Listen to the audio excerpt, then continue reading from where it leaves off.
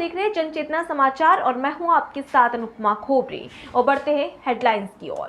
101 squadron में खास अंदाज में हुई राफेल विमानों की एंट्री, बारिश से करीब 100 करोड़ का नुकसान। जज उत्तम आनंद की हत्या या हादसा, 3 कानून देंगे मुनाफाखोरी को बढ़ावा, किसान नेता बोले।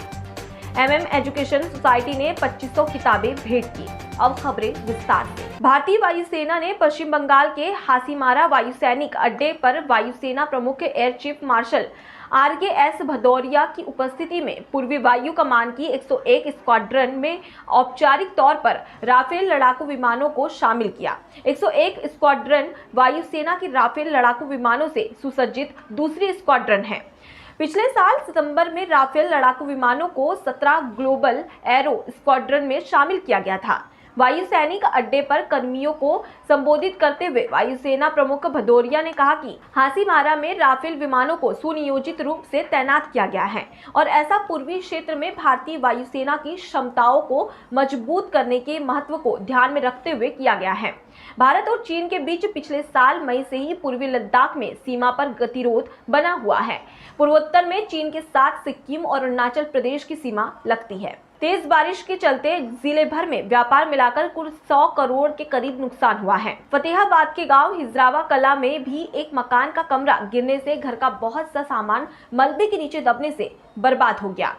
हिजरावा कला निवासी जितेंद्र जैन पुत्र हंसराज ने बताया कि तड़के हुई तेज बारिश से उनके मकान के कमरे की छत गिर गई, जिससे उन्हें काफी नुकसान हुआ। गनीमत रही कि उस समय घर के सदस्य दूसरे कमरे में थे। जितेंद्र ने प्रशासन से सहयोग की मांग की है। झारखंड के धनबाद जिले में पूर्व विधायक के करीबी रंजय हत्याकांड जैसे कई महत्वपूर्ण मामलों में सुनवाई करने वाले जिला एवं सत्र न्यायाधीश उत्तम आनंद की दुर्घटना में मौत हो गई। यह घटनाक्रम CCTV में कैद हो गई, जिसमें स्पष्ट हुआ है कि ऑटो चालक ने जानबूझकर जज साहब को टक्कर मारी। जज उत्तम आनंद बुधवार की सुबह मॉर्निंग वॉक के लिए निकले थे, तभी रणधीर वर्मा चौक के नजदीक एक ऑटो ने उन्हें टक्कर मार दी थी।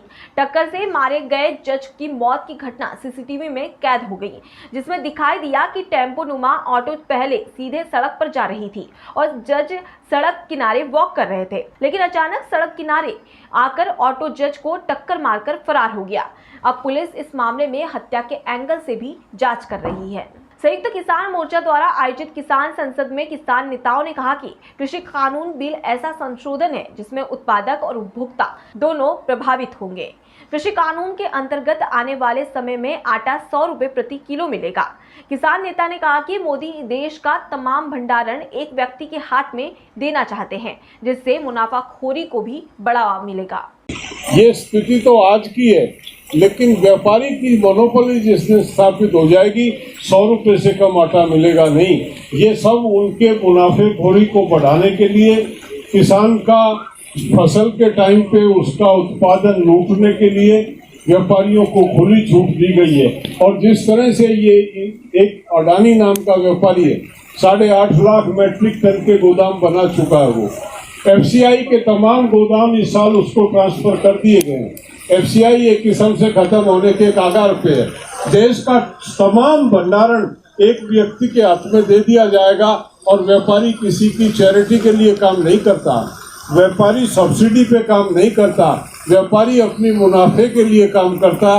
वो अपने मुनाफे के लिए काम करेगा, वो मतलब एक भयावह समय की कल्पना कर। बच्चों के भविष्य में किताबों के योगदान को समझते हुए मनोहर मेमोरियल एजुकेशन सोसाइटी ने फतेहाबाद के गांव धांगड़ स्थित राजकीय बहुतकनीकी संस्थान में 2500 किताबें भेंट की है।